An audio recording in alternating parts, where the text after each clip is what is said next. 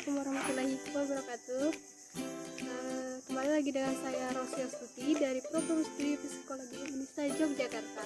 Di sini dengan kesempatan yang kali ini lagi saya akan menyampaikan materi mengenai iman kepada makhluk gaib. Jadi kalian penasaran dengan iman kepada makhluk gaib? Saya akan menjelaskan di video ini. Jadi bagi yang menonton, tolong simak dengan baik penjelasan saya. Silakan yang ingin like, comment, and subscribe silakan. Dan jangan lupa untuk stay tune untuk nonton di video ini. Yang akan saya bahas adalah yaitu mengenai iman kepada makhluk gaib. Percaya kepada makhluk gaib merupakan rukun iman yang keenam. Oleh karena itu, iman kepada yang gaib ini menjadikan salah satu yang harus diyakini dan dipedomani. Dan iman kepada yang gaib ini merupakan sesuatu yang wajib diyakini setiap pemeluk Islam. Allah Subhanahu wa Ta'ala telah memerintahkan hambanya untuk beriman kepadanya dan kepada makhluk-makhluknya. Salah satunya yaitu kepada hal yang tidak bisa kita lihat atau yang disebut dengan hal gaib. Apakah keimanan kepada hal gaib itu merupakan asas untuk memeluk agama Islam? Jawabannya, kalian ingin tahu? Jawabannya yaitu adalah ya. Karena salah satu asas memeluk agama Islam, maksudnya salah satu asas untuk memeluk agama ialah beriman kepada yang gaib. Karena hal itu merupakan salah satu dari rukun iman. Sebagaimana Allah Subhanahu wa Ta'ala telah berfirman di dalam Al-Qur'an, yaitu kitab Al-Qur'an ini tidak ada keraguan daripadanya, petunjuk bagi manusia, bagi mereka yang bertakwa, yaitu mereka yang beriman kepada yang gaib.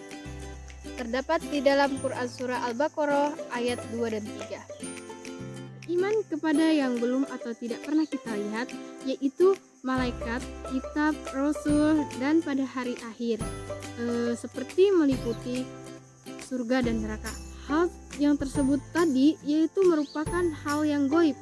Beriman kepada segala yang difirmankan Allah Subhanahu wa Ta'ala apabila kita meragukan firman-Nya tentang penciptaan malaikat, hal itu berarti mengukur benar atau tidaknya mata kita.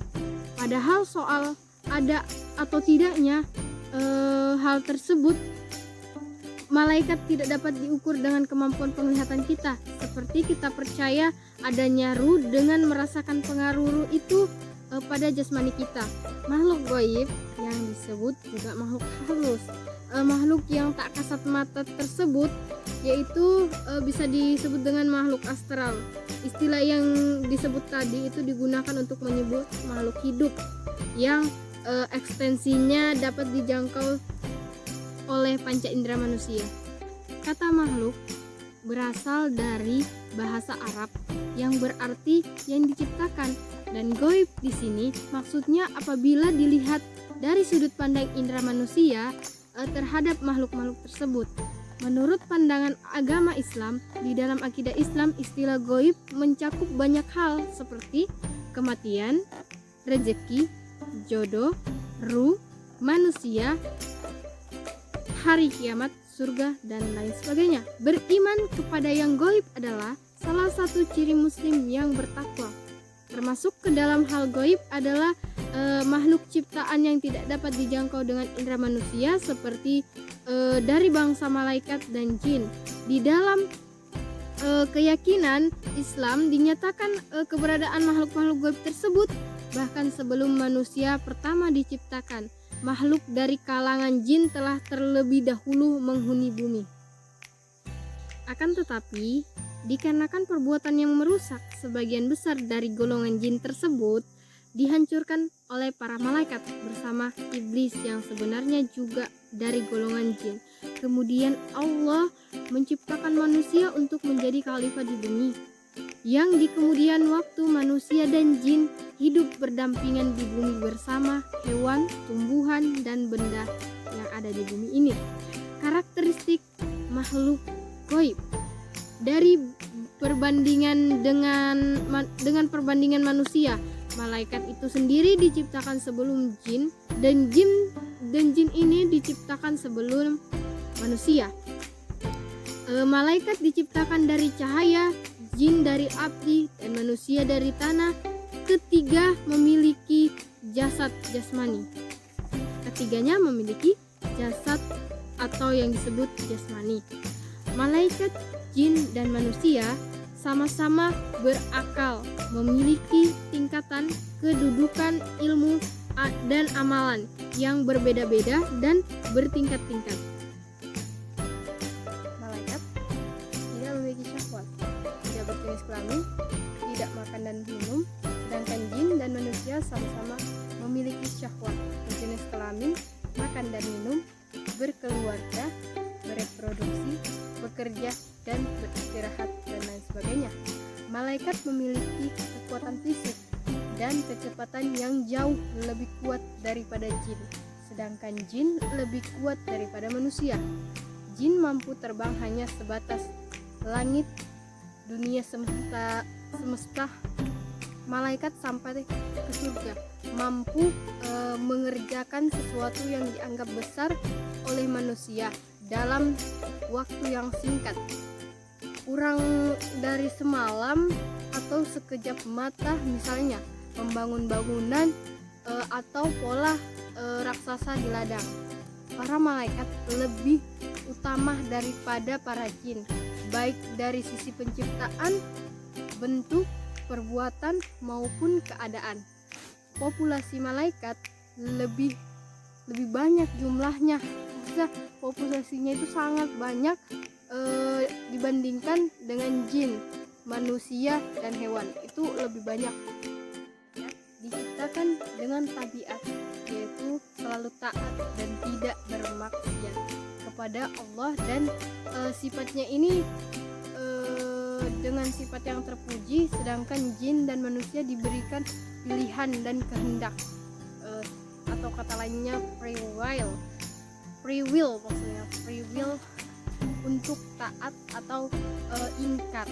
Jin sebagaimana manusia diperintahkan untuk menjalankan syariat agama, mengikuti nabi yang diutus, sehingga didapati ada jin yang muslim, kafir, juga ateis, ada yang baik dan ada yang jahat. Komunitas jin serupa dengan manusia, memiliki bahasa dan negara masing-masing, memiliki raja dan bawahan, memiliki teknologi dan bangunan-bangunan. Para malaikat tinggal di langit, sementara jin dan manusia tinggal di bumi. Jin seperti manusia, merasakan sakit, takut, kuat, lemah, lahir, dan mati. Malaikat, jin, dan manusia akan mengalami kematian. Malaikat peniup sangkakala adalah yang paling terakhir mati di hari kiamat, dan juga yang pertama kali dibangkitkan dari kematian, yaitu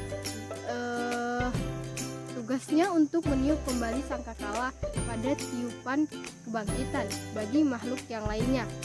Bagi jin dan manusia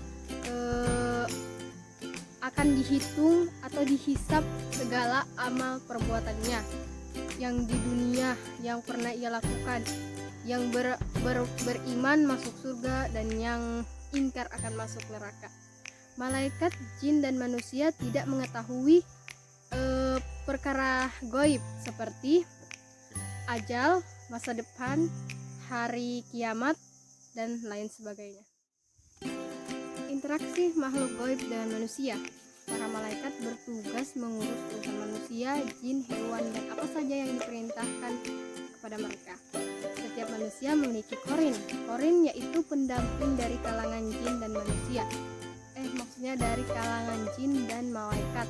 Malaikat mampu melihat jin di setiap waktu, sedangkan jin tidak dapat melihat mereka kecuali setelah malaikat tersebut berubah menjadi bentuk yang dapat dijangkau oleh indera jin. Nah, sedangkan manusia tidak dapat melihat jin. apapun kecuali dia merubah bentuknya yang dapat dijangkau oleh indera manusia, seperti berubah menjadi hewan, suara, cahaya, api, harta, benda yang bisa terbang yang tidak bisa dikenal, bahkan meniru suara bahkan meniru rupa manusia yang sudah meninggal atau yang masih hidup. Yang bisa melihat jin itu di malam hari hanya bisa dilihat oleh keluarga dan aman. Di dalam akidah Islam tidak dikenal adanya roh gentayangan, arwah penasaran maupun indera keenam. Diyakini bahwa setelah perginya para pelayat, mayit di dalam kuburnya akan ditanyai 3 pertanyaan kubur oleh malaikat. Manusia yang jahat akan mengalami siksa kubur. Roh orang yang telah meninggal tetap berada di dalam kuburnya, menanti datangnya hari kebangkitan. Hal ini kadangkala dimanfaatkan oleh jin untuk mengambil kesempatan dan meniru wujud si mayit untuk mengambil keuntungan ataupun sekedar mempermainkan manusia. Begitu pula tentang indera keenam, bahwasanya jin tidak dapat dilihat oleh manusia, kecuali jin tersebut sendiri yang menampakkan dirinya. Hanya saja jin melihat dan memilih orang-orang tertentu untuk ditampaki, kadang secara reguler. Tujuannya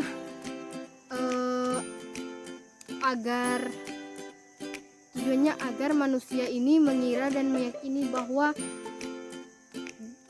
dia mampu melihat dan maksudnya mampu melihat hal gaib dan mulai menyatakan kepada halayak bahwa dia mampu mengetahui hal gaib.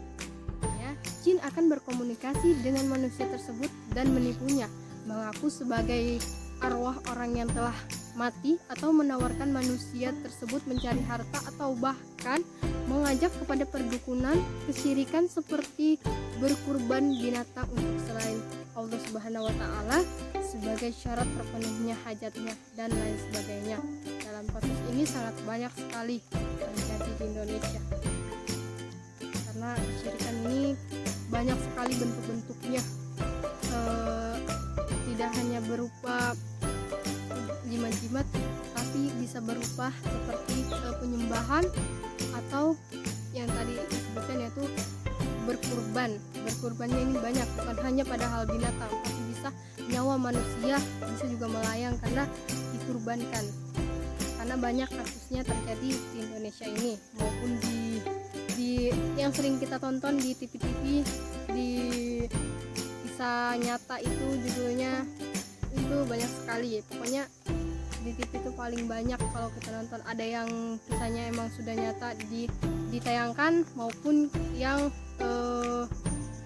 hanya berupa tontonan. Sebagai tontonan kita hanya bisa mengambil hikmahnya bahwa hal itu tidak baik, akan merugikan diri kita sendiri maupun orang lain. Demikianlah penjelasan yang bisa saya sampaikan. Semoga bisa bermanfaat bagi kita semua dan bisa diresapi lagi dari materi-materi tersebut. Kurang dan lebihnya saya mohon maaf.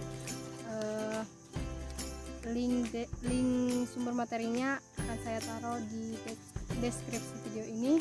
Saya akhiri. Assalamualaikum warahmatullahi wabarakatuh.